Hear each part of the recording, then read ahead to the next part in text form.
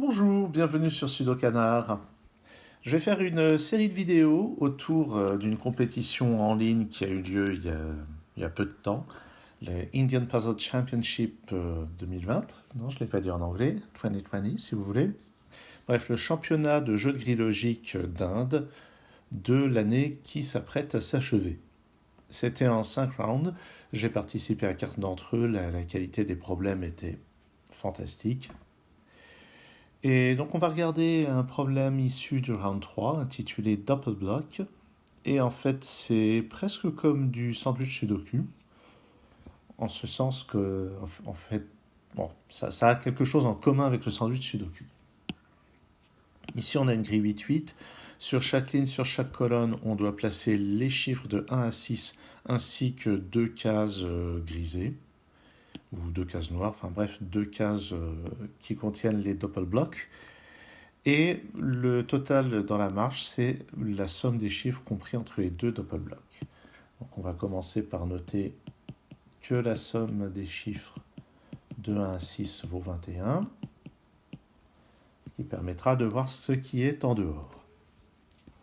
Alors pour traiter ce problème, on va se concentrer d'abord certainement sur les gros totaux. Gros totaux, oui. Donc quand on a 18 ou 17, on voit que là il manque 3, là il manque 4, ça veut dire qu'en dehors, il y a au plus deux chiffres, il y a un ou deux chiffres. Ici en dehors, on a ou bien 3, ou bien 1 et 2, ici ou bien le chiffre 4, ou bien 1 et 3. Quelque chose comme ça. Et en particulier, quand on voit ça, pour le 17, on est sûr que c'est impossible qu'il y ait un bloc ici, puisque le ou les deux chiffres qui manquent vont être par ici ou par là. Par ici ou par là, ce qui veut dire que le bloc est par ici ou par là. Donc ça, on est sûr que ça contient un chiffre. Et même chose ici, même chose là. Et de même, ça contient un chiffre par le même raisonnement. Et on peut en déduire pour ce 18 que déjà il y a un bloc ici.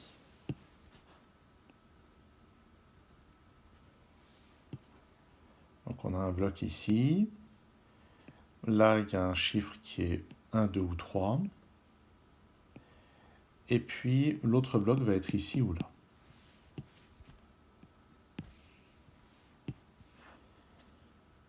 Donc ça c'est 1, 2 ou 3. Bon.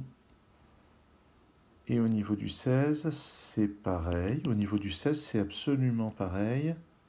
Le bloc ne peut pas être là, puisque ce qui manque, ça va être ou bien le chiffre 5, ou bien 1 et 4, ou bien 2 et 3.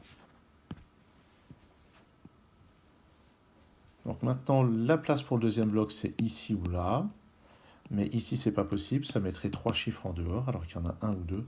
Donc le deuxième bloc est ici. Donc, ici, il n'y a pas de bloc, et ça, c'est un 3. Donc nous voilà déjà avec un chiffre de placé. Maintenant, regardons ce 12. On peut voir que c'est impossible de faire 12 avec deux chiffres. Donc, ou avec un seul, évidemment. Donc il faudra au moins 3 chiffres pour faire 12. Donc il faut qu'il y ait au moins 3 places entre ce bloc et un autre. C'est impossible de ce côté-là. La seule possibilité, c'est de mettre le deuxième bloc ici, dans cette colonne. Et maintenant, donc, la somme de ces 3 chiffres vaut 12, la somme de ces 3 chiffres vaut 9, et il y a plusieurs possibilités pour faire ça. Maintenant, regardons ce 12. On a dit il faut au moins 3 chiffres pour faire le 12. Donc, alors déjà, ça, c'est pas un bloc. Et ça, c'est pas des blocs non plus. Et par ailleurs, donc il faut au moins 3 chiffres. Mais en dehors, la somme des chiffres en dehors vaut 9. Ça peut être fait avec 2 chiffres, peut-être 3. Mais ce qui est sûr, c'est qu'il n'y a rien ici. Donc le deuxième bloc va être par ici. Qu'est-ce qu'on peut regarder? Au niveau du 17, on voit déjà Ah oui, au niveau du 17, ben ça va être vite vu. Ce qui est en dehors, c'est ou bien les chiffres 1 et 3, ou bien le chiffre 4. Mais puisqu'on a le 3 qui est en plein milieu, on n'est pas dans ce cas-là. C'est forcément le 4 qui est en dehors. Ce qui veut dire qu'on a les deux blocs ici. 7 ne peut pas être fait en un seul chiffre. Il peut être fait en 2 ou 3 chiffres. 2 chiffres, ça va être 1, 6, 2, 5, 3, 4. 3 chiffres, c'est 1, 2, 4. Donc, ça signifie que le bloc est ici ou là, et que ça, ce ne sont pas des blocs. Pour ce 6, pour cette colonne-là, 6, ça nécessite au moins un chiffre, évidemment. Ça pourrait être 2 chiffres. Ça aurait pu être 3 a priori, mais on voit que ça ne sera pas le cas ici. Je crois qu'on ne peut pas en faire plus à ce niveau-là. Où est-ce qu'on va regarder maintenant? Ce 17, dans cette colonne, on voit déjà que là, il y a 2 chiffres qui vont être en dehors des blocs. C'est 2 maximum. Donc les blocs sont forcément ici. L'avant-dernière ligne, on a déjà les 2 blocs. Ce sont donc 1 et 3 dans ces 2 cases. Ensuite, maintenant au niveau de ce 17, on sait que ce qui est en dehors, c'est ou bien 1 et 3 ou bien 4. Et on voit que le 4 n'est pas pris, est déjà pris pour ici. Donc ça sera forcément 1 ou 3. Et puis ça aussi. Et en fait, les 2 blocs sont nécessairement ici. Donc ça, c'est pas des blocs. Ce 7 maintenant nécessite 3 chiffres, ça va donc être 1, 2 et 4. J'ai tous ces chiffres qui tombent. Et puis, alors est-ce qu'on va pouvoir terminer maintenant de poser tous les blocs? Dans la première colonne, je note tout ce qui n'est pas bloc. Pour le 5, déjà, ça va être un bloc. Et il reste à déterminer si le deuxième est ici ou là.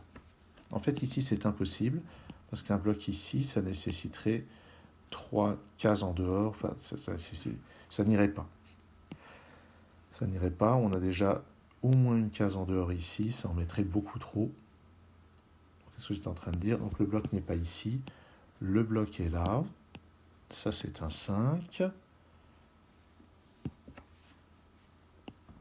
À cause de ce 11, il faut au moins 2 cases qui ne sont pas un bloc. Et au niveau de ce 16, est-ce qu'on peut préciser les choses? Regardons plutôt au niveau de ce 12. 3 plus 1, ça fait 4. Il nous faut encore 8. 8, ça nécessite au moins 2 autres cases. Donc ça, c'est un chiffre, ça, c'est un bloc.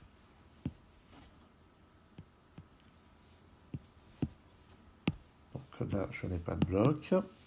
Pour le 16, le deuxième bloc est ici ou là. Pour le 4, ben forcément, il y a un bloc ici. Et l'autre, quelque part par là.